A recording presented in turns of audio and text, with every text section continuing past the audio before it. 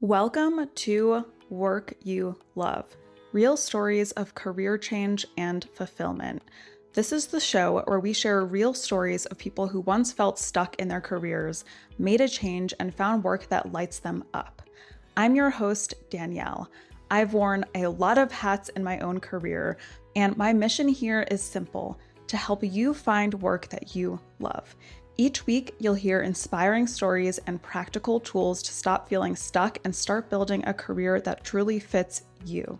So let's dive in. Welcome, Jerome. I'm so excited to have you on Work You Love. You've done so many interesting things in your career, so I'm excited to dive in and hear more about your story.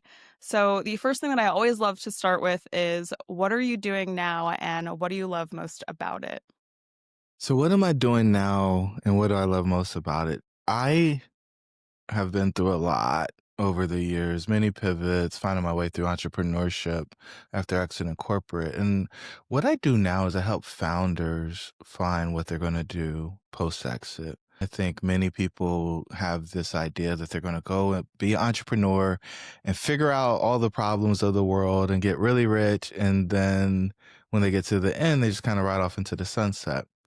And unfortunately, for most people, that is not the case.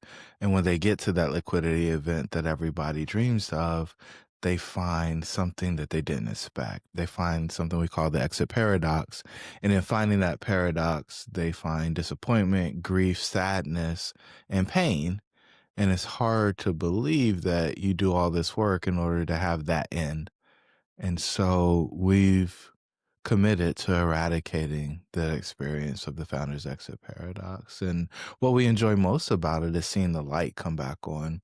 Many times founders don't believe us and they just say, oh, well, I have enough money, I'll figure it out. And they don't. And sometimes it takes years for them to get to a place where they're willing to get some help. And when they finally get that help and the light comes back on and they're smiling again and they feel like themselves again, it's one of the most rewarding experiences that I've ever had. Yeah, it's so interesting to think that when I think about an exit and making all this money, we have this big vision of like all of our problems are going to be solved. So it's such an interesting niche to focus on that you found that actually when you exit, there's all of this grief that comes with it because you've been working toward that goal forever. How did you actually get into this or even realize that this was a problem for founders who were making an exit? Yeah, I've had a few exits myself, but my first exit was from corporate. And so I had the opportunity to build a division from $0 in revenue. On January 13th, we started with two people on our team, and we moved to about 175 people on my team by the end of September of that year. End of year, we had about $20 million in revenue and 30% profit margins, and everything was great. But I got a phone call on December 24th at 4:55, and it went something like this: "Hey, Jerome, we're going to lay half the team off." And this is a person that I saw once a quarter and talked to every other week.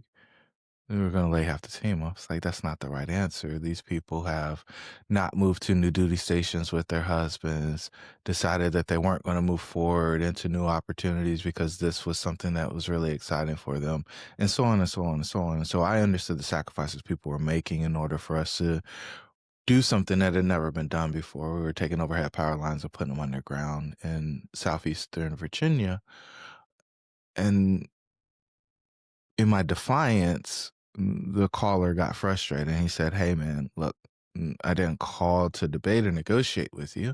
I called to inform you of a decision." And so I kept going and he hung up on me and said he's going to go spend the rest of the year with his family. And so while he was with his family, I was in my basement figuring out how to decide who's going to stay and who's going to go. Because, 75, 85 people is really difficult to pick who's going to stay and who's going to go.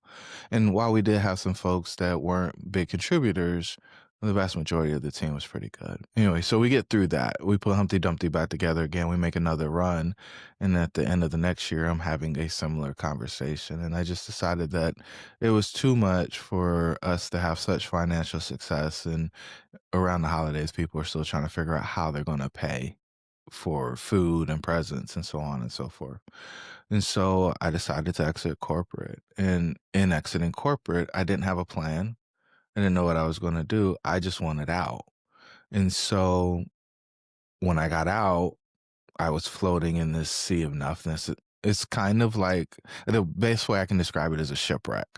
So you don't know how to get back to where you were. You're kind of floating in the ocean, holding on to whatever wreckage is floating so that you don't drown and you don't overextend yourself trying to swim on your own. And that's what most founders find on the backside of their exit. And so I'm going through that and I'm just like, well, nobody's calling me anymore. There's silence. Many of the people I spent most of my time with were gone. The work that I was doing, I was no longer doing it. My health had suffered because I was working so many hours and not sleeping very much. From a prosperity standpoint, it wasn't a liquidity event for me personally. So I wasn't work optional at that point. And while I had time and talent, I didn't really have a problem to apply it against. And then finally, like significance, I didn't really feel like my life mattered anymore because I wasn't helping anybody. And so, like, as I moved through what we call the centers of doubt that I just laid out for you, I realized that this was a problem and there really wasn't any resource to help me move through that. The point where it got really clear that this was a problem was me sitting in the back of a business conference in Carlsbad, California. A guy had just exited for 2 billion and he was given a 7-step program on how to have a double unicorn exit. And while I thought the title of the presentation was pretty precocious, I was like, well, let's see what's going on. And none of the steps were interesting to me, Danielle. The only thing that was interesting to me was he said, I was drinking and thinking.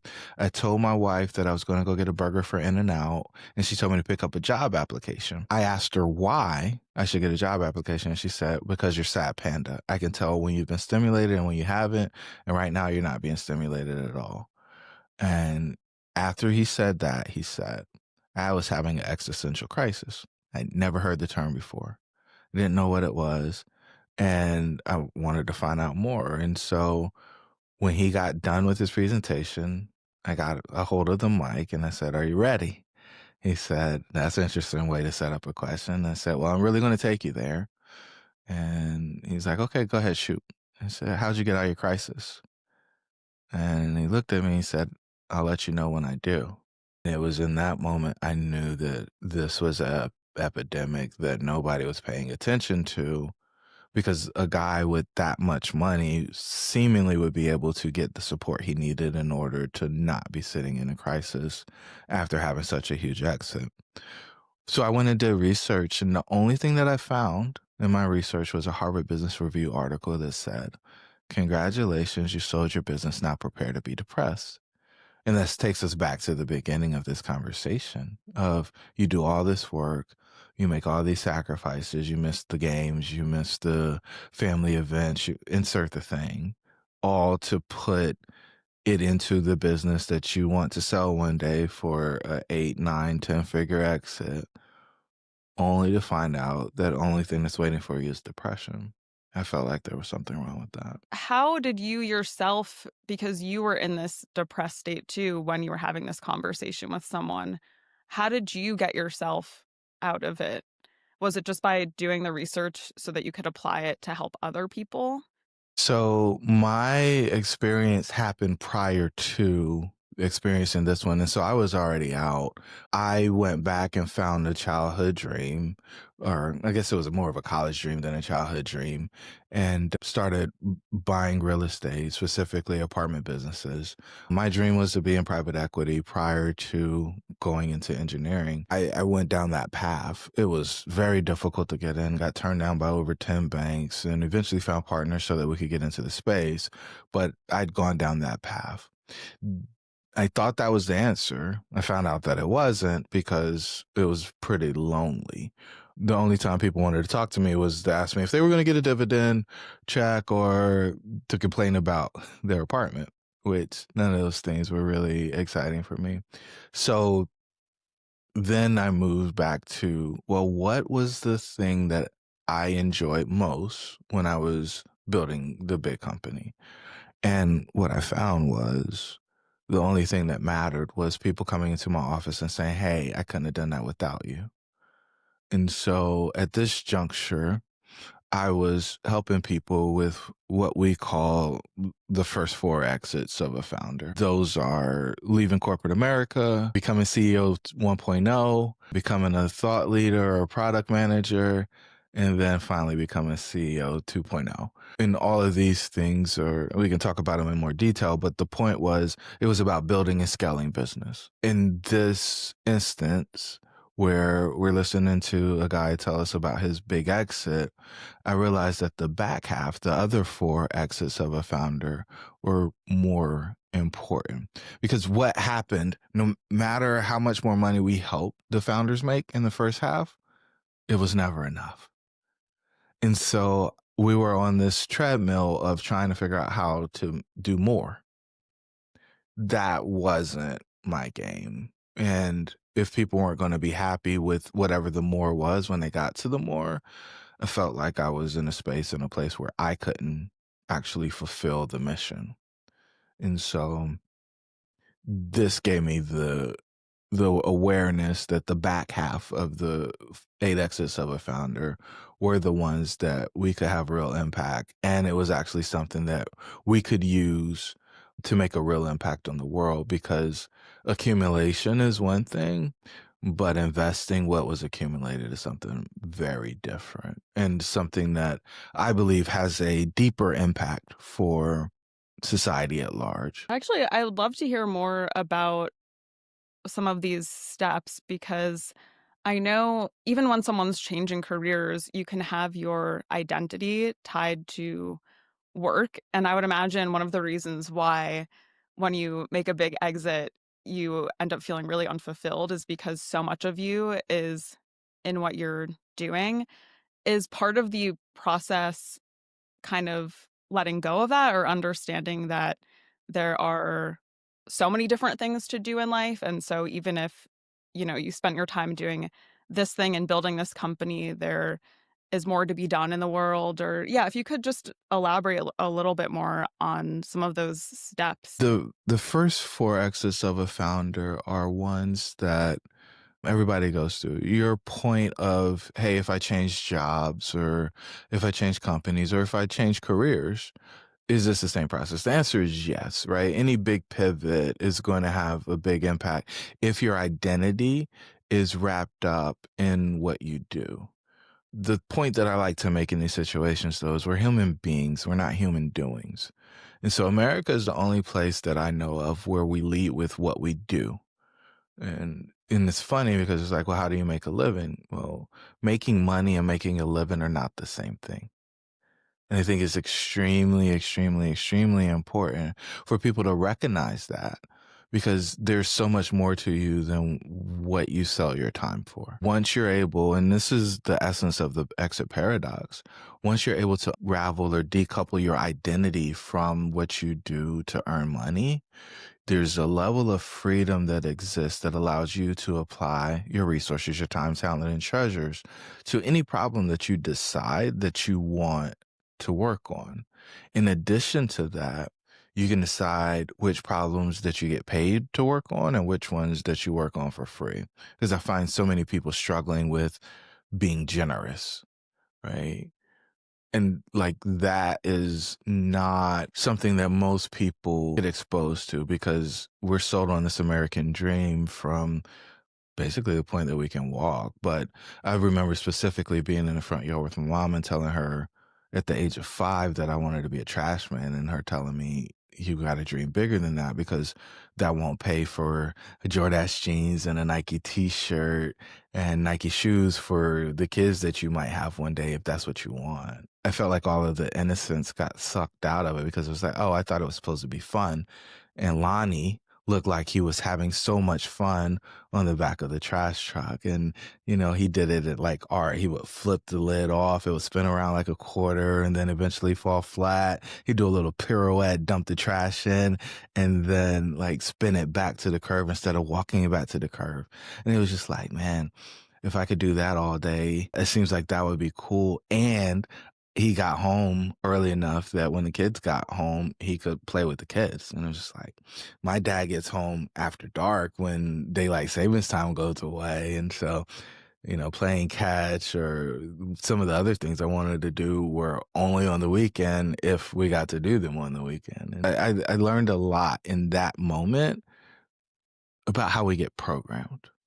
Especially and more women are independent these days and highly educated and very capable.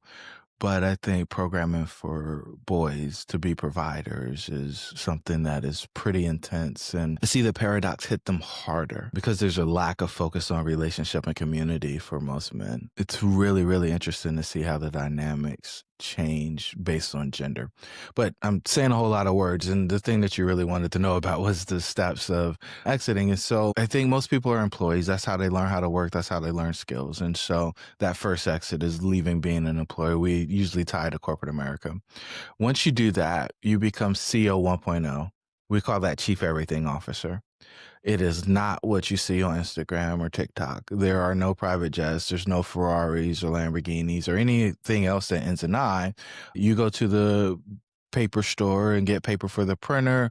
You take out the trash. You answer the phones. You try to find leads. You try to find people who are going to buy. You try to find people who are going to help you sell it. And you need somebody to help you bill it, but you're probably going to do it yourself in the beginning. You're probably going to mess up your taxes. Like you do everything yourself in the beginning. And most people just try to skip that part because they're used to the structure of corporate and it just doesn't exist. Nothing glamorous about it. And then eventually you figure out something, a problem, and some people, and somebody decides to give you money. And that's when you're actually in business, right?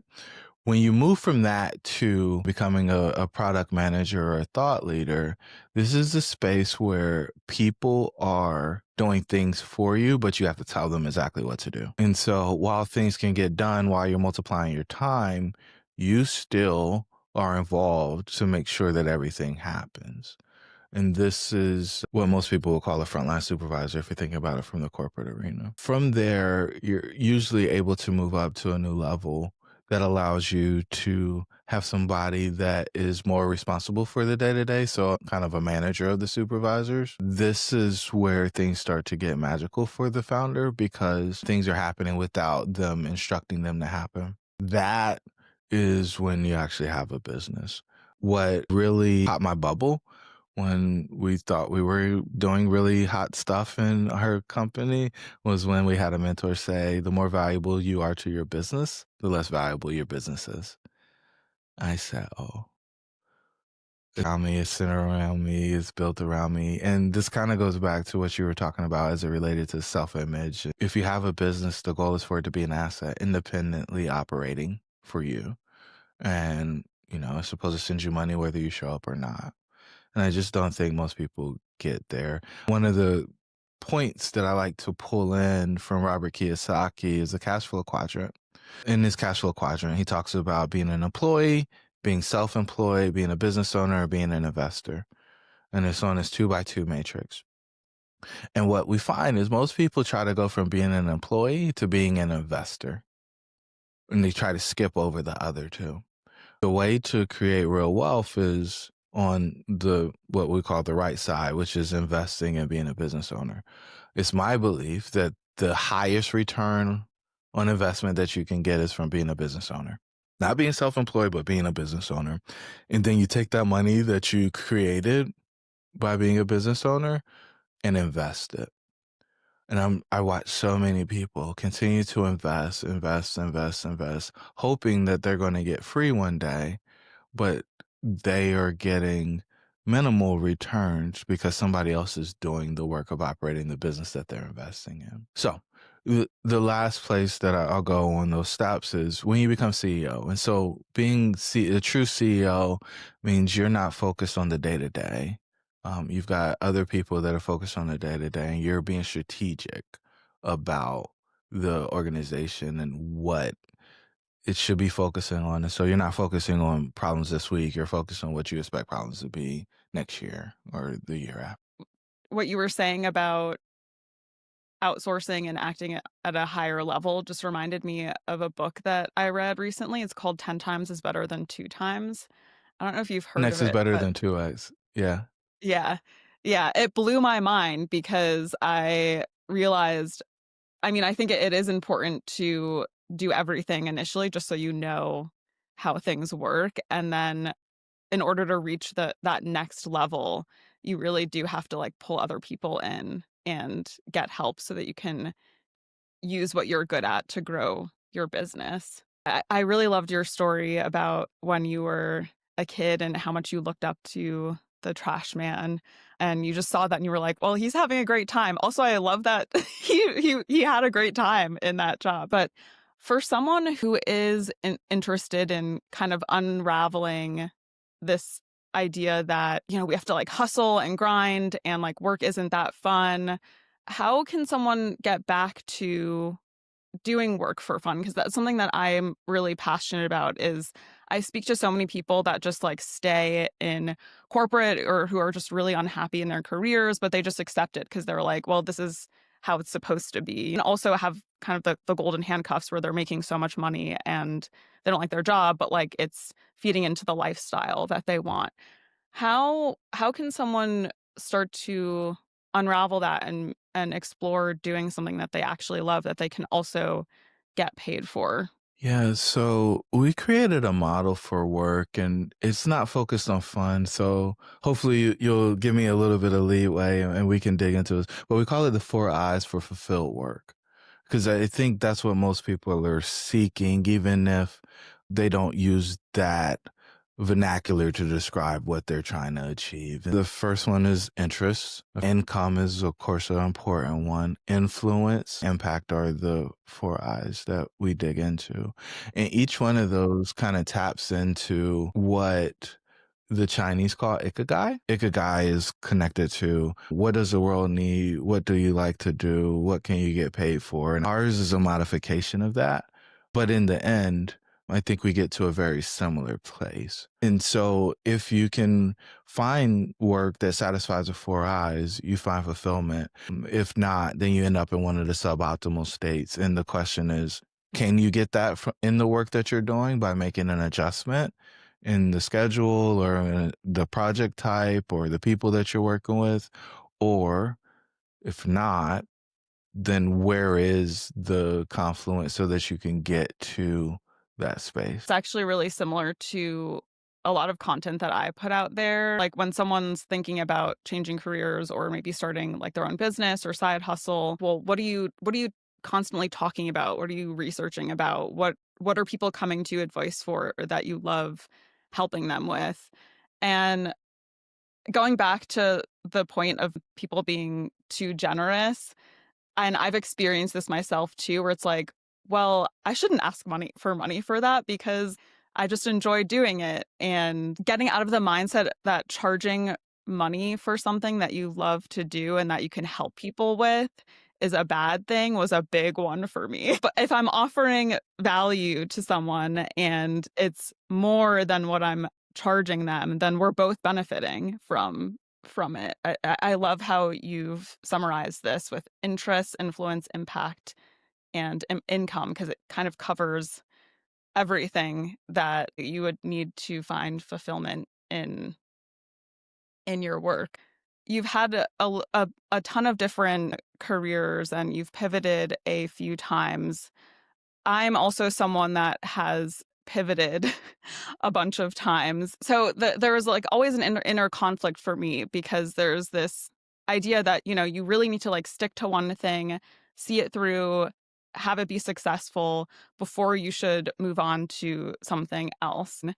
How do you know when it is time to pivot into something else? So I will go back to the 4 I's, right? If you know that you can't find inspired work in what you're doing, then you should pivot because you're going to be continuously dissatisfied. Many people sit in that space of being dissatisfied because income is uh, far greater than what they think they can get anywhere else. But what we found is the income that you're using to justify you staying in that suffering isn't necessary when you move into work that you enjoy doing because you're not trying to buy the trinkets and the toys to make you feel better about doing work that you're not passionate about.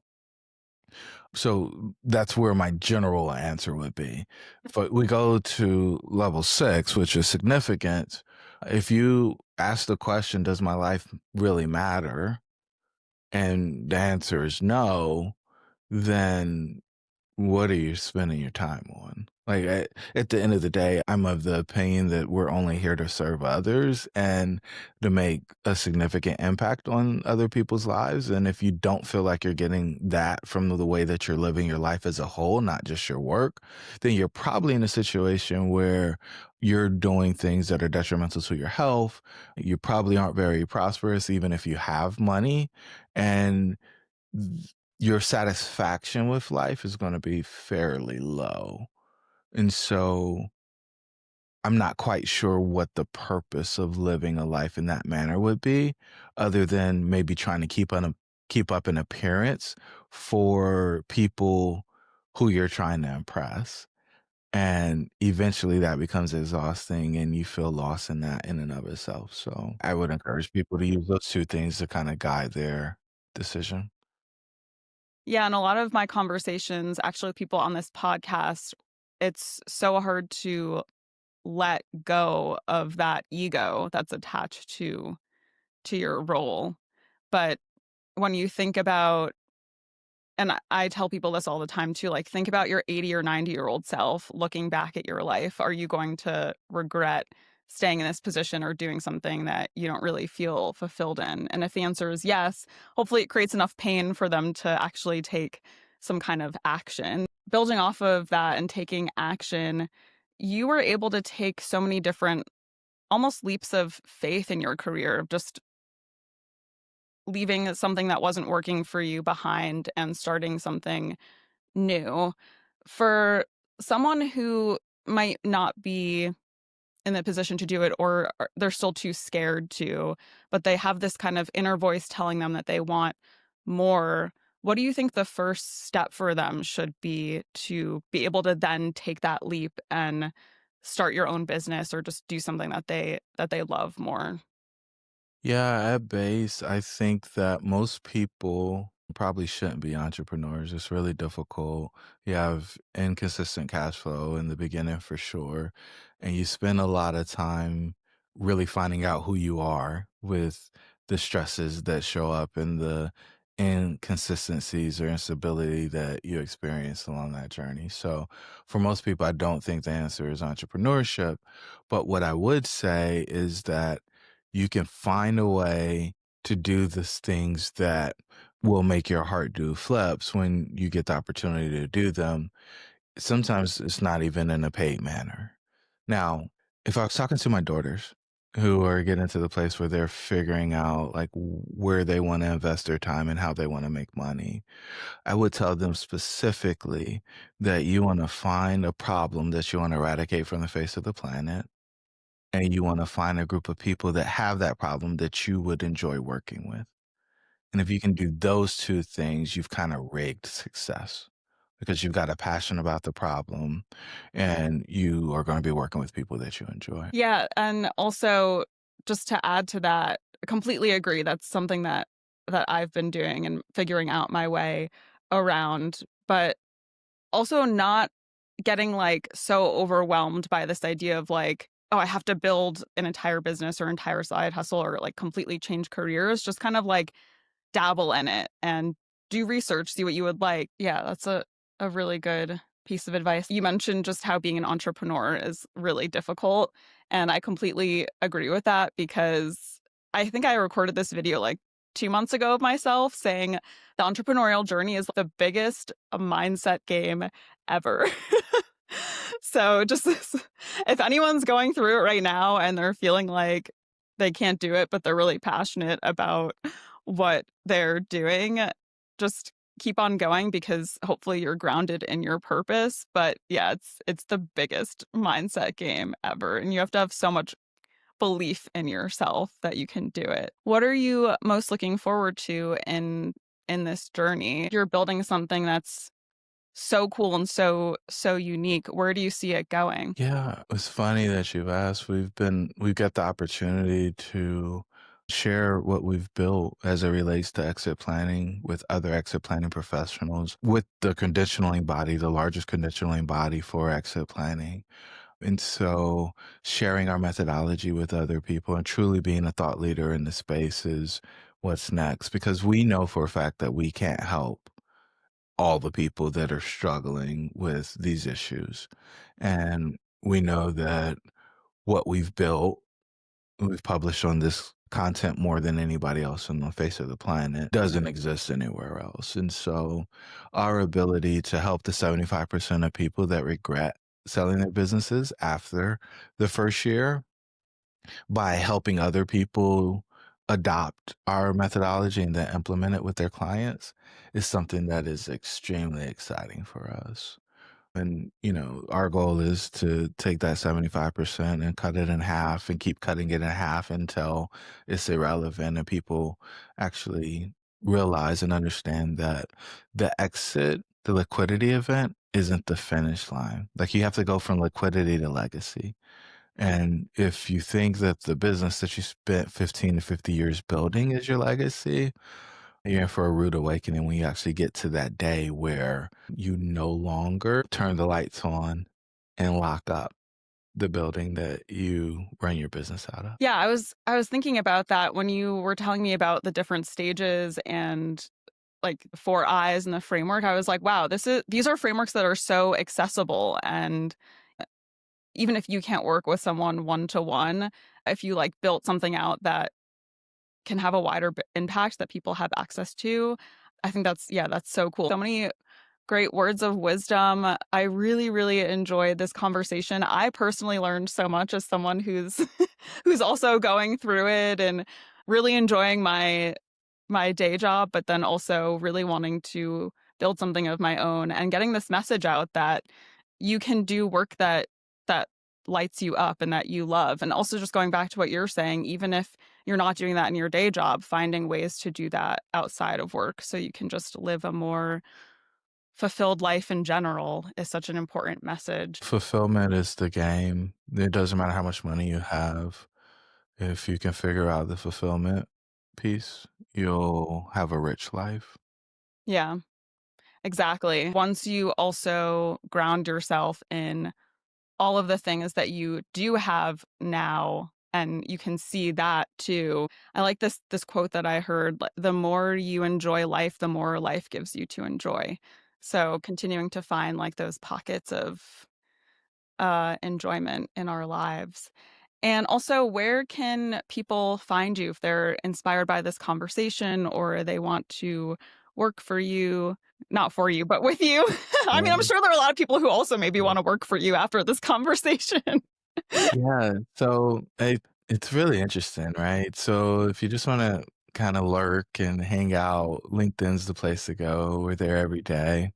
If you are interested in learning more, like on a deep level, there's two ways to do that. You can go to the website exittoexcellence.com and just kind of peruse around. We've got white papers, we've got videos, we got all kind blogs, we got all kinds of stuff that you can read and learn from.